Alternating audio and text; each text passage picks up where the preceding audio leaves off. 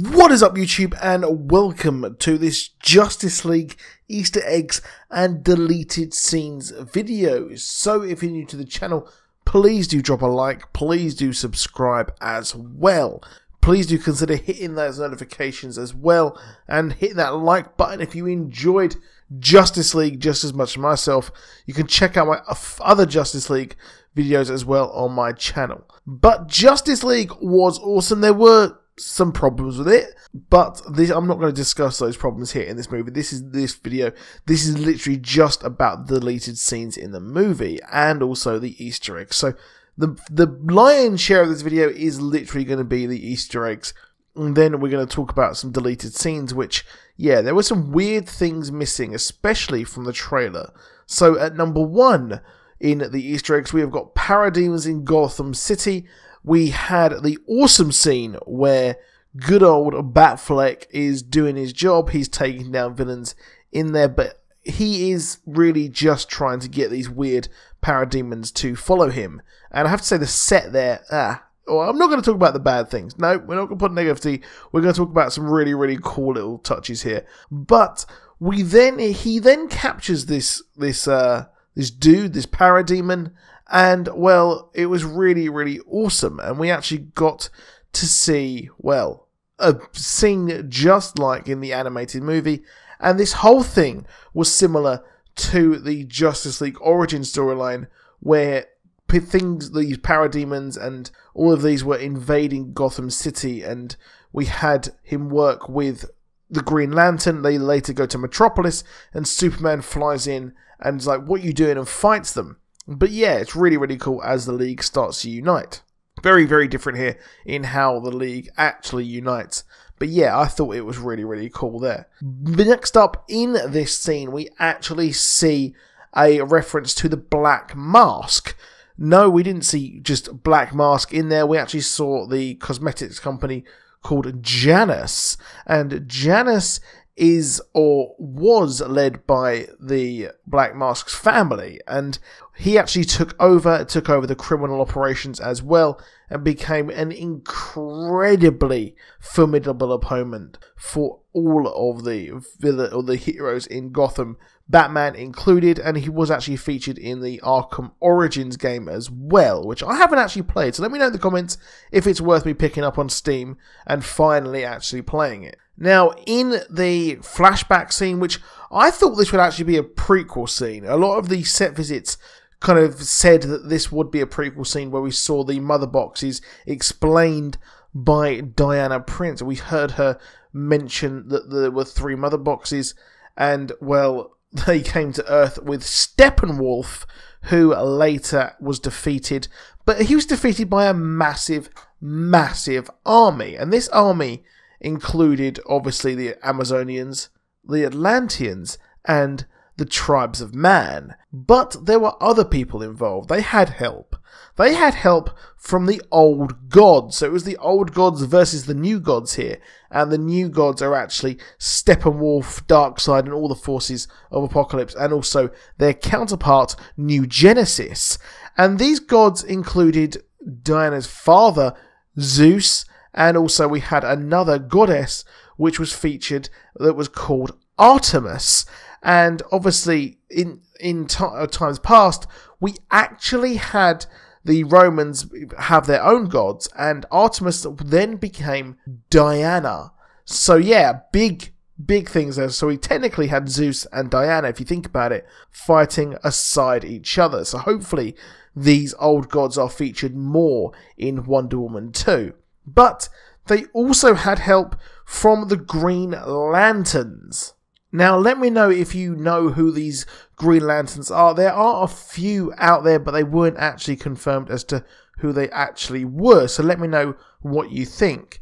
Next up, we have a Batman Easter egg that was actually in the trailer. It was one of the only things that was actually kept in the film that was actually in the trailer. And we have the mention, Alfred and Batfleck are on the plane trying to form the League, and they mention the exploding wind-up penguins, which is obviously a huge reference to the Penguin. Now, next up, we also have The Flash, and The Flash really was amazing in this film. I loved Ezra Miller as Barry Allen. Now, the Flash base is littered with Easter eggs, and the banter between him and Batman is really, really funny. I absolutely love it, and he mentions that he can speak or use his hands to talk gorilla sign language. Who is that? Well, that could be a reference to one of the first villains the Flash ever faced, which was Gorilla Grodd, who has been featured heavily in the Flash TV show with a two-parter Gorilla City episode in the last season of The Flash. And we also have a little bit in his suit where it mentions that it has cold resistance. Who could that be? Possibly Captain Cold already exists, because we know that Barry has been taking on big level criminals in the way of Captain Boomerang, like we saw over in the Suicide Squad.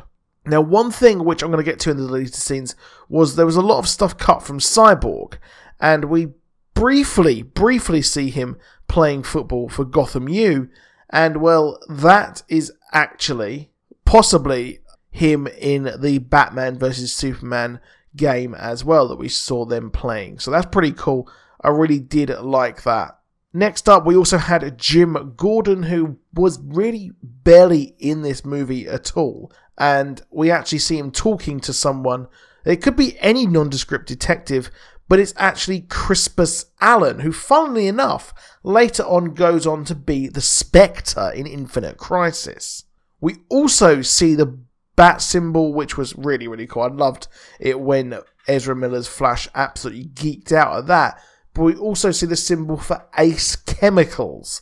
So we see that, and really, it's not much of an Easter egg because we know Ace Chemicals already exists because we saw the vat of chemicals that the Joker fell into in Suicide Squad.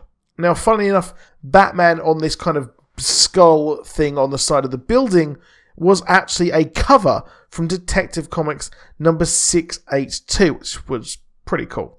And one of the post-credit scenes here was the Superman versus the Flash race, which is kind of not really a major nod to the comics, but it's more the fact that kind of the cultural meme that which is faster, Superman or Barry Allen, or the Flash, or any of the Flashes really. But it's really cool because we actually see when the Flash was facing Superman, we saw Henry Cavill turn around with his eyes, and it was just really funny to see the Flash be like, what? How can anyone be as fast as me? And at the end of the movie, we actually have a possible reference to the Hall of Justice. He mentions having a round table, just like the Hall of Justice and the Justice League Watchtower there as well. Further to that, at the end of the movie, Cyborg also gets his new 52 suit. And in the other post-credits scene, we actually see the Injustice League set up. And the Injustice League was formed to be the antithesis, the enemy of the Justice League formed with Lex Luthor and many other criminals in the DCU. And lastly, we had boom tubes. Now, we had the mother box pretty much explained. It was very well explained, to be honest. But what wasn't explained was the fact how Steppenwolf got around. And boom tubes are what allow people to get around by they were using mother boxes in the comics, but these mother boxes seem a lot more powerful and mystical and rare than really we've seen before. So boom tubes may be something else, but these allow people to get across space and time incredibly easily. And we actually saw him called up in one of them at the end, which is possibly his nephew, Darkseid, calling him back home to get an incredible scolding. So yeah, those are the Easter eggs that I've picked up so far. Let me know in the comments if you've seen any more. I'd love to hear what other ones I've missed, because there probably is quite a lot. I did see it at midnight, and I'm planning on seeing it again. But the first deleted scenes, we have Volcko from Aquaman. There was quite a lot of scenes featured in Atlantis with Aquaman, and there were huge statues, which again would be massive references, but they didn't have them in the final cut of the movie, which I found really, really odd. And Volcko was actually speaking to Aquaman as well. Next up, We also had a lot cut from Cyborg, which was a real shame. We had... Now I am just going to interrupt the video here. I have actually had to remove all of the deleted scene images from this video. So actually I'm going to discuss and talk about them, and I've just replaced the images with similar images from this. It does suck that it's been completely blocked worldwide, but let's jump in and discuss them. We had the big ones here leaked from our good friend, the Ascended Ancient, the one who actually leaked the Thanos screenshots over on Reddit. And on here, on DCEU Leaks, we actually had quite a lot cut here. And Cyborg is featured in one which was really needed, in my opinion. It seems to provide some major context around the Mother Box of Earth, which was kind of just, you know, it was just put on Earth, and we had everything else. It kind of shown where it was and why it was there, but we never really saw how the human Mother Box got to be in the hands of Star Labs, which was really weird. But here, it looks like, obviously, it's always the Nazis, isn't it? It looks like the Nazis actually have this thing, and we go into some sort of, it looks like an AI world. So this is possibly how Cyborg perceives himself and remembers himself in these constructs. And we see the Nazis actually having this weird sort of mother box. So it's really weird that we don't actually get to see that in the movie. And it would explain how this was moved around, how this mother box was moved around. And what would be interesting is Wonder Woman 2 was maybe set in World War II, and we see the history of the mother box, which I really doubt we'll get to see that. But what would have been really cool if they kept Steve Trevor alive. He could have been the one who was warned about the mother box being in the hands of the Nazis later on, perhaps. I don't know, maybe the time difference would have caused a big problem there. Now, next up, we had Cyborg proving that he was actually connected to absolutely everything, and maybe it would be really cool if we added a bit more of this, because he just said that he's connected to everything, but, well, we never really saw that much. I know we did, kind of, but it would have been nice to see more of Cyborg, in my opinion. Next up, we also see him learning to fly, which would have been really cool, and he's kind of learning to use his boosters and things like that, which would be cool. A lot of these don't have, like, the visual effects on these things aren't actually completed. That's why possibly they were cut and they didn't finish the visual effects on them. But it would have been cool. But then I think a lot of this stuff, a lot of it is Cyborg, you know. So maybe they wanted to keep a lot of it really just for the Cyborg movie, which I can kind of get. I can kind of understand they want to save a lot of this. It's a lot of origin, really. But we see something from the trailer, which I'm not sure if this was actually in the movie, where we saw him over the, like, flying at the moon and things like that. It's kind of weird, to be honest, that they cut quite a lot of this movie actually out. And this does seem like it is more Zack Snyder's vision, because really, a lot of these are very Zack Snyder. They're very big, stunning images, and we see him controlling a load of missiles, which would be really cool. We see that he's wearing his Gotham City University jacket, so this is definitely in the AI, obviously, that he is controlling. And then we also see him on the Kryptonian ship looking back. That's just, you know, something a bit tiny. And we see everyone else when they're going onto the Kryptonian ship except him. Next up, the big one. This is the big one. We see good old Iris West.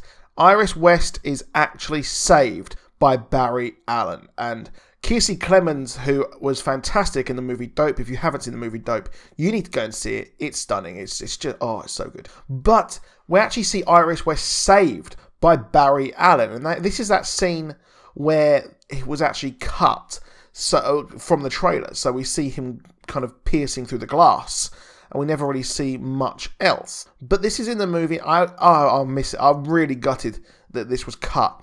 And I'm a bit worried that we're not going to get Iris West in the Flashpoint movie, just because they cut this out. And it looked like this was going to be an origin for perhaps a Flash movie. And next up, we see Cyborg trying to escape from his apartment thing. He has got the mother box. He's holding it. And yeah, it's kind of odd that they cut a lot of this stuff out. And the last one, finally, we actually see Superman, a bit of a different cut of Superman as he looks at the car driving up the road, and we saw that a bit later. So I don't mind that cut. I think it was a bit better. It was a lot more impactful when we saw him just standing there in the field after Lois Lane turns up. As well as this, there were two parts which were majorly missed, I think, was Alfred looking at some person saying, he said you'd come, or he knew you'd come, that kind of thing. And also, we've got Bruce Wayne looking at the red cape. So these things are missing quite prominently. So it's really weird that they were removed. It seems like quite a lot of Superman was actually cut and reshot, which is really, really strange to me that they've done that. It just seems really odd. I don't know why that was actually done.